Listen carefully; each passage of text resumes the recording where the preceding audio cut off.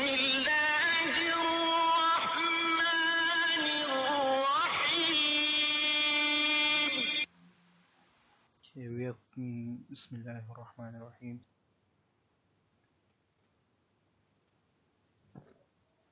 Yeah. Okay, in the last class we have completed book 2, right? Now we are going to start book 3, and it is about Islamic beliefs, right? We have discussed a little bit about these beliefs in the explanation of Iman Mujmal and Iman Mufassal in the during the starting classes. Now the writer is discussing Okay. along with these beliefs some other beliefs also in detail, right? Yeah. So the basic belief is Tawheed, the oneness of Allah. So we started with that one. Bismillahir Rahmanir Rahim. In the name of Allah, the Beneficent, the Merciful. Question: what do we mean by the oneness of Allah? Oneness of Allah in Arabic is Tawheed. Answer: belief in the oneness of Allah and expression of it through the tongue is known as Tawheed. One should believe about Allah that He is one and He is the only God. This belief should be in his heart, and at least he should say it with his tongue at least one time. This is called Tawheed. Understand? He has to express it in front of you can say in front of any human or any creature, or believing that Allah is in front of him and he should express at least one time with his tongue. This is called Tawheed, right? That's why it is necessary that one person should say first kalima Tawheed with his core heart Yeah. at least one time. Yes. Understand? Understand? Yeah. Okay. Yes. So the conclusion is that belief in oneness of Allah needs that one should believe that thing with his heart, and he should express also with his tongue. Second question is, how did mankind realize that Allah is one? Answer: for one thing, man's reason, the common sense, affirms that Allah is one. This is the first thing that says that if there are more than one, we see in our regular life also that if any place or any country or any city is having more than one kings or more than one presidents or more than one mayors, they fight with each other. They fight with each other, and they destroy that place. Understand? To get the kingdom of that place. We see that this world is not destroying. Sun rise according to its timings. It sets according to its timings, and the moon, the sky is not falling on us, the earth is not disturbing. These all things provides that there is just one God. There is just one uh, almighty king of this world, this universe. There is just one God, one king. Because if there were more than one God, they should fight with each other to get the kingdom of this whole universe. So the man's reason, the common sense says that there is only Yeah. one and only one God of this whole universe. Understand? Yeah. Mm. So this is the main reason that if there are more than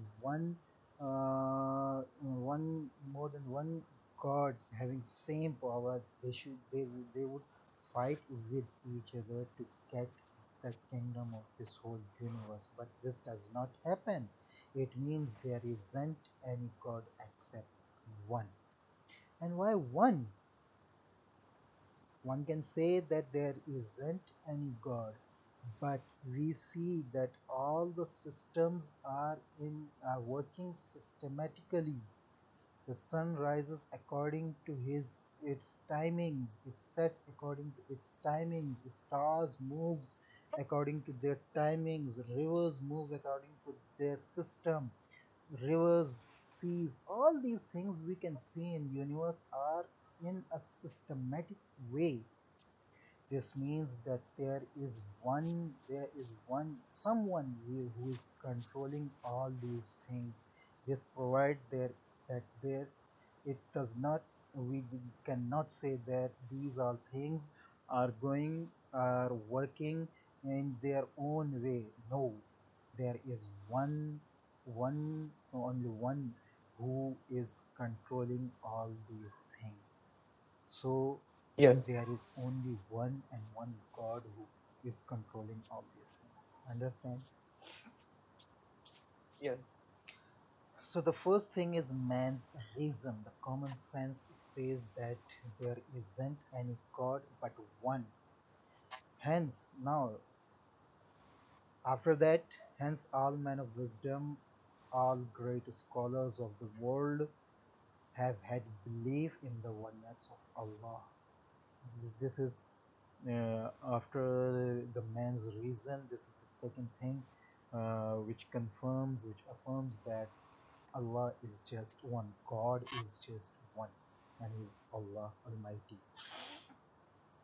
Secondly, the prophets of Allah have unanimously given mankind the creed of oneness of Allah and told them that Allah is one and none else is like unto Him.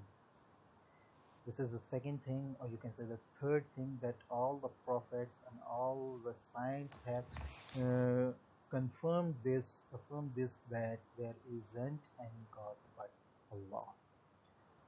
This says that man Yeah. should believe in only and only one God. Understand? Yeah. And he should believe in Tawheed. This is called Tawheed, or oneness of Allah Almighty. The next question: does the Holy Quran contain the creed of the oneness of Allah? The writer says yes, the Holy Quran does contain the creed of the oneness of Allah in an excellent manner and perfect way. The Holy Quran is rather the only book that preaches the oneness of Allah in its purest form.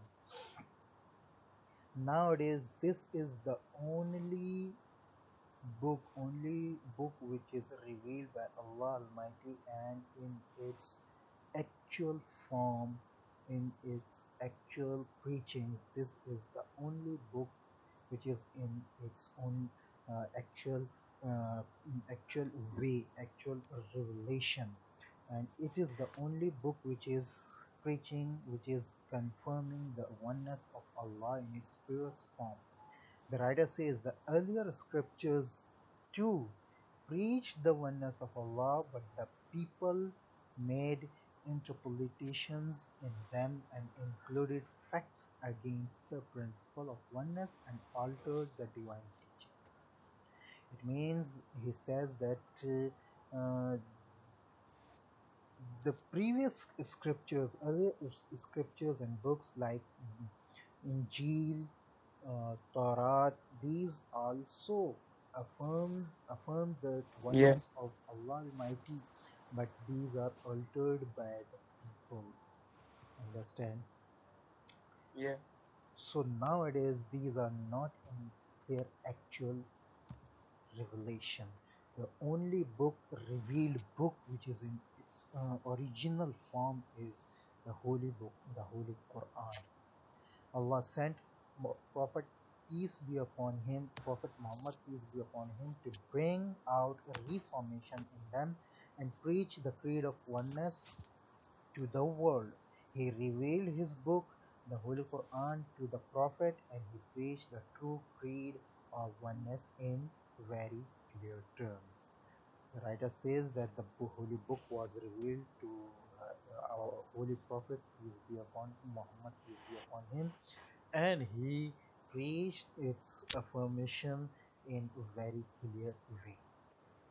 The next question is about the verses. Which verses of the Holy Quran contain this creed of oneness? The writer says the whole of the Quran from beginning to the end is full of the creed of the oneness of Allah. Some of the verses he mentioned here, some of the verses of which are affirming oneness of Allah. Number one, وإلهكم إله واحد لا إله إلا هو الرحمن الرحيم. Yeah. Is the book open in front of you? Yeah. Have you opened the page Yeah. number 91? Yes. Could you see this verse? Yeah. Mhm. So you can see that the verse which is written in Arabic is وَإِلَهُكُمْ إِلَهُ وَاحِدٌ لَا إِلَهَ إِلَّا هُوَ الرَّحْمَنُ الرَّحِيمُ.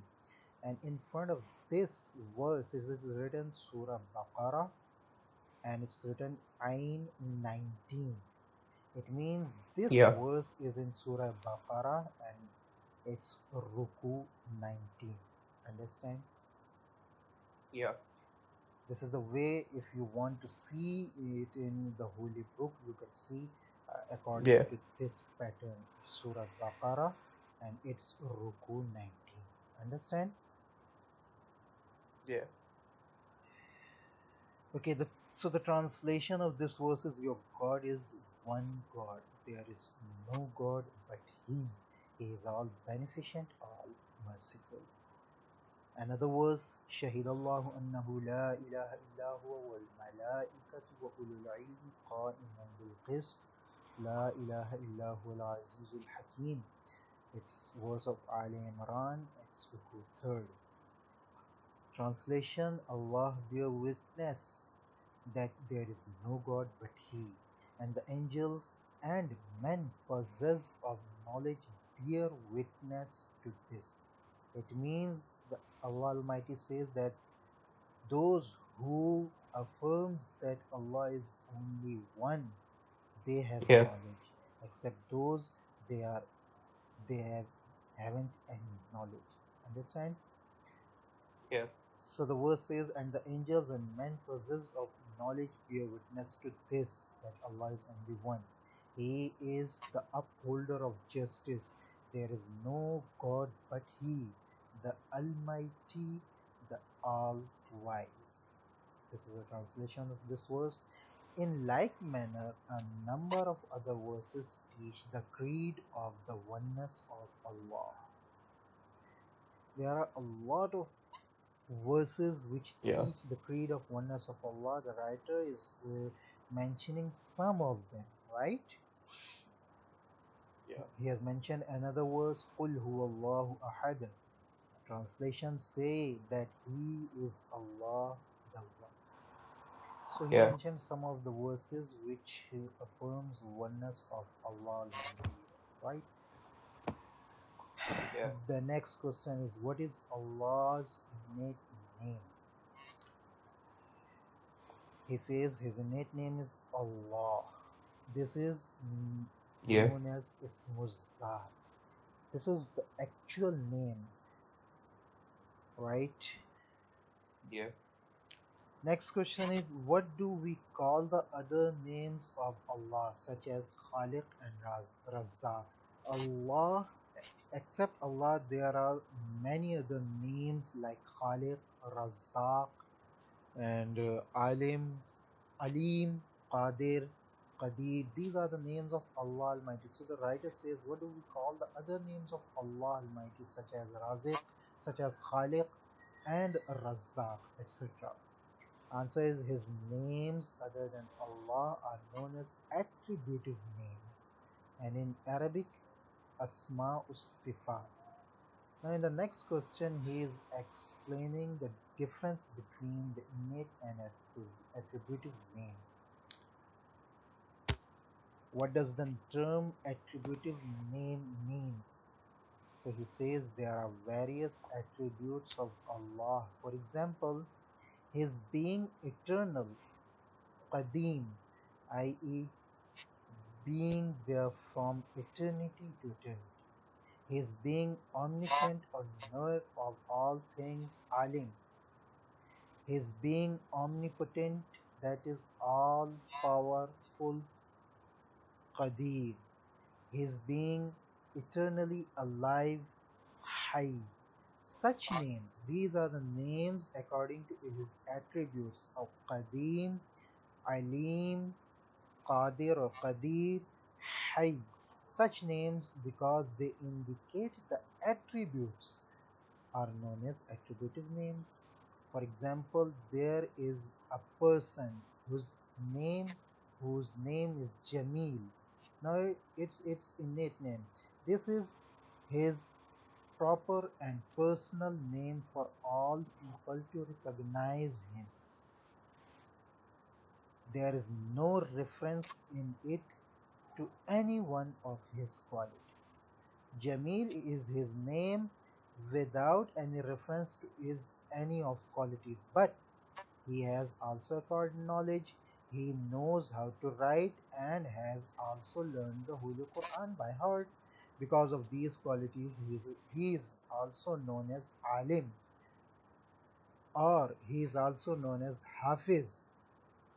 These names refer to his quality of knowledge, skill in writing, and of memorizing the Holy Quran. Now, similarly, Allah is the proper name of God, while Qadir, omnipotent, Alim, omniscient, Malik, Lord, etc., are his Yeah. attributive names. Now understand the difference between the name Allah and other names. Yeah. Right. Next question. The proper name of God is one, that is Allah. How many attributive names has he? So the writer says Allah has observed in the Holy Quran, وَلِلَّهِ الْأَسْمَاءُ الْحُسْنَى فَادْعُوهُ بِهَا. Allah has many good names, call him by them. And the hadith narration says, Inna lillahi ta'ala tis'atan wa tis'ina isma mi'atan illa wahida. Verily, Allah has 99, that is one short of 100 names. It means uh, Allah has about 99 attributive names. Well, the calculation of his names are different in narrations, but we can affirm these 99 Yeah. as these are mentioned in narrations. Understand? And yeah. Do you know these I used to 99 know. names or not? I used to. And Do you know? yeah, I have, Mm-hmm. but it's I been a used long. Okay. It's been a while. Have you listened these names, 99 names or not? Yeah, I have, but Okay. it's been a while. Okay, no problem. Been a I while. am just asking that if you don't have you want to see these names, you can see the Mus'haf of Holy Quran and the Okay. last pages or the starting pages. Inshallah, you'll find these attributed names. Okay.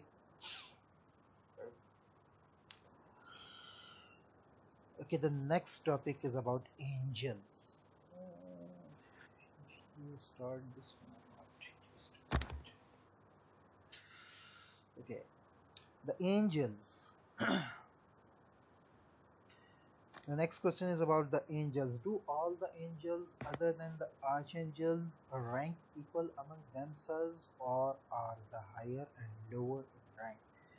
The writer is asking about the rank of the angels and archangels. We have learned about four angels which are noble among all the angels and the names of them in the starting classes. So the writer now says about now confirming, now asking in question about their ranks. So he answered them, four archangels whose names have been mentioned in Book 2 are superior in rank to others. The rest of the angels are not equal. Some are high in rank while others are low. Some are very close to Allah, others are not. No, I don't know. Could you name those four archangels or not? Uh, Yes. no, I don't know. Don't you remember them? Uh, Who comes to reveal the messages and the books of Allah Almighty to His prophets? You should remember them, at least these four names. okay. I'm mentioning one name, I Hazrat knew that Jibrail was. alayhi salam. Okay. Could you mention the three I knew remaining? that was. Uh-huh. Uh, Hazrat Jibrail alayhi salam. yeah. Next. Uh,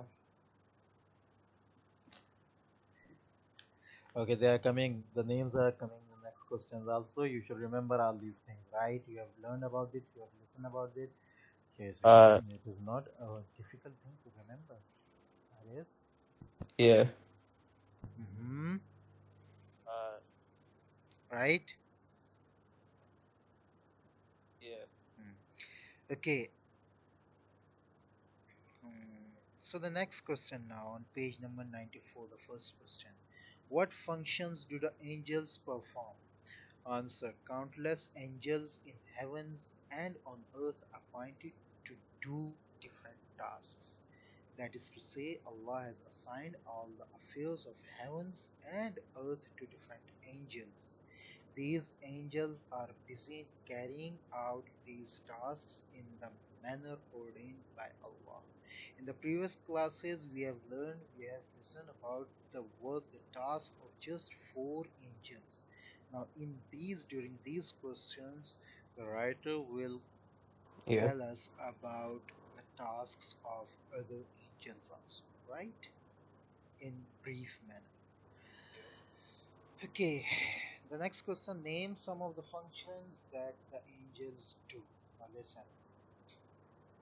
Hazrat Jibrail al-Islam, Gabriel, peace be upon him, brought Allah's messages, commands and scriptures to the prophets. We have listened this one in the previous classes also. Now the next task, sometimes he was also sent down to help the prophets and fight the enemies of Allah and his prophets.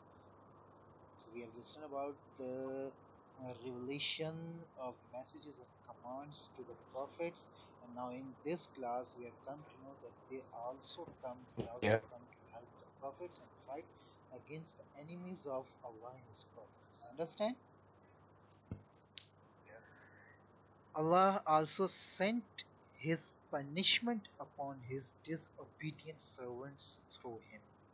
It means Hazrat Jibreel al-Islam was also sent to give punishments to enemies of Allah Almighty.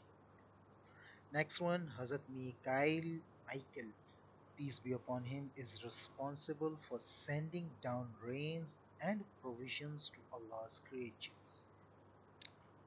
Now, we have come to know this thing in the previous classes. Now, he explains one more thing. Countless angels work under his subordination. Some of them controls the winds, others take care of the rivers, ponds and tanks. They manage everything according to his commands. It means he is a commander of Yeah. all these uh, angels who work under his commandment. Understand? Next is Hazrat Israfil alayhi salam will blow the trumpet on the day of resurrection. Hazrat Israel,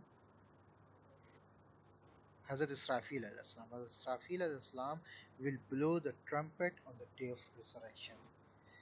This is the only one task for him, and it will be done on the last day of this world. Next, number 4, Hazrat Israel alayhi salam is appointed to draw the souls from the bodies of all creatures. We have come to know this thing in the previous classes. Now he explains one more thing. The writer says that numberless angels work under him. There are different angels to draw the souls of the righteous and of the evil doers.